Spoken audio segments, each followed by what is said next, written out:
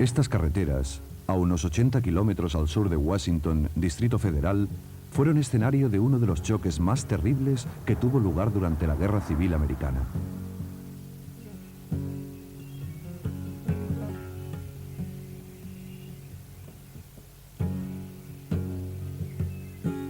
Ulysses S. Grant, jefe militar de la Unión, sabía que en la batalla del Páramo se jugaba el futuro de los Estados Unidos.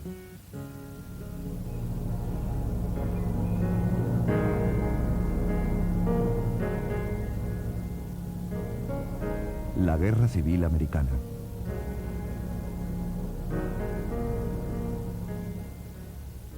Cuando estalló la Guerra Civil Americana en 1861, Grant trabajaba en una ferretería.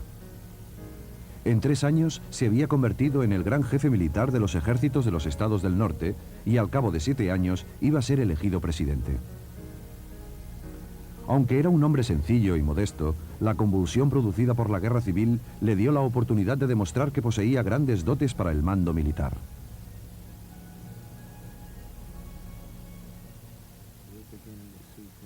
Se empieza a considerar a Grant casi como el santo patrón del pensamiento militar americano moderno.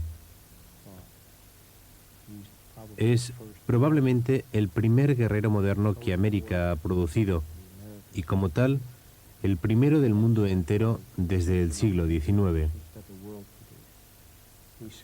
Tenía un sentido agudo para reconocer tanto los aspectos prácticos como los emocionales de la guerra total. Ello significa que se hace la guerra en todas las facetas y a todos los niveles de la sociedad, la cultura, la política, la economía, lo militar, es decir, en toda la complejidad de la vida. Antes de la batalla.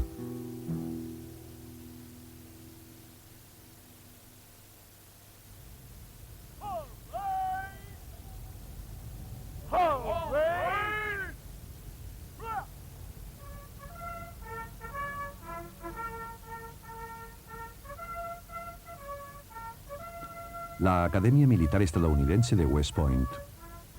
A mediados del siglo pasado, los oficiales educados aquí iban a enfrentarse muy pronto en una sangrienta guerra civil.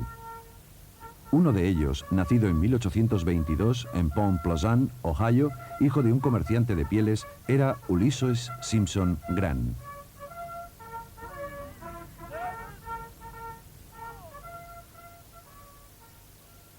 La vida militar no me atraía especialmente y no pensaba en absoluto quedarme en el ejército, incluso en el caso en que me graduara, cosa que no tenía nada claro que ocurriera.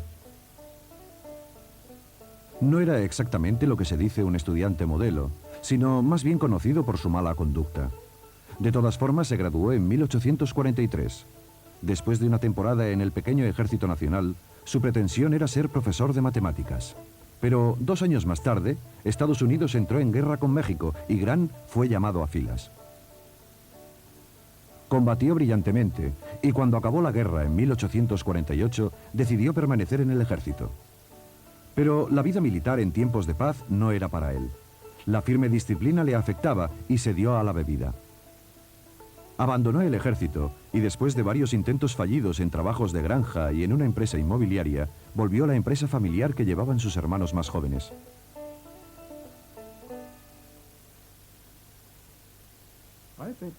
Yo diría que Grant tenía un temperamento muy sensible.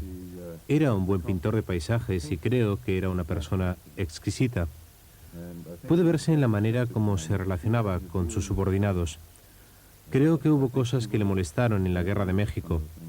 Y su propia carrera después de la Guerra de México estuvo marcada por el hecho de que en sus destinos no se le permitía estar con la familia. Por eso no creo que se desilusionara por la Guerra de México.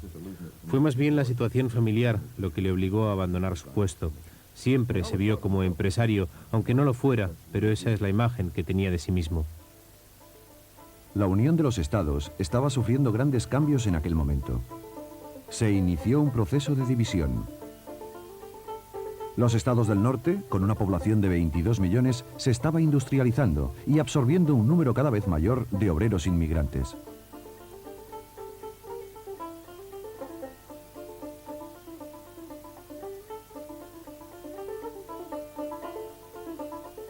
Los estados del sur, con una población de 9 millones, 3 de los cuales eran esclavos, eran fundamentalmente agrícolas.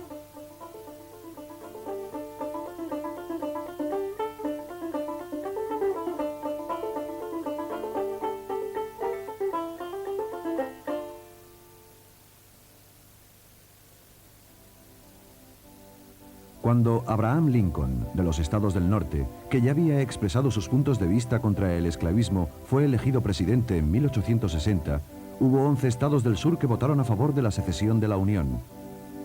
Se autodeclararon confederación, lo que indignó a los 22 estados restantes. En abril de 1861 se oían los primeros disparos de la Guerra Civil.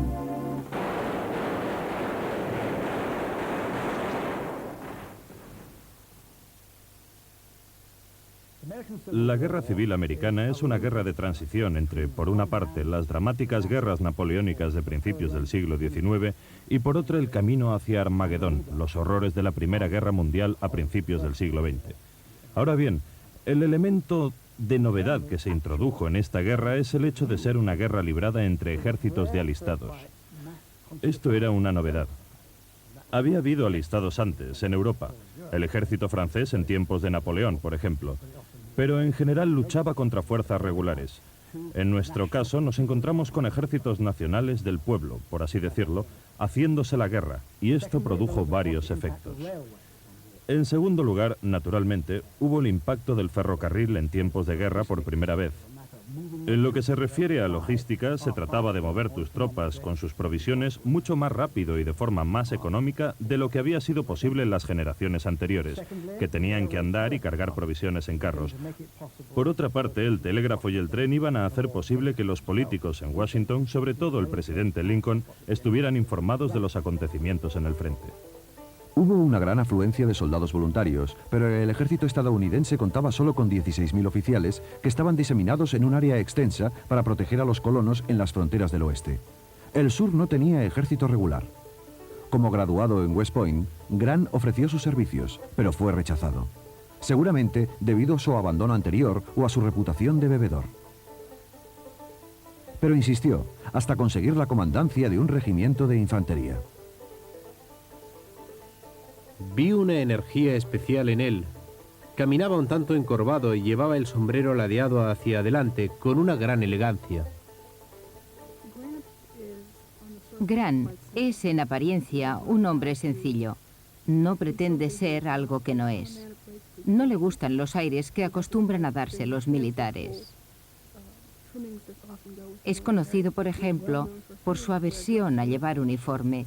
Y muchas veces se le ve en fotografías vistiendo un uniforme privado, con los galones mal cosidos en el hombro. Ese es Grant tal como era realmente. El norte intentó sofocar la rebelión de los estados sin más tardar, con un bloqueo naval y 2 grandes incursiones militares. La primera, en el este, contra Richmond, la capital confederada. La segunda, en el oeste, para controlar el río Mississippi y 2 de sus afluentes, el Tennessee y el Cumberland. Grant fue ascendido y pronto estuvo dirigiendo operaciones en la zona de los ríos.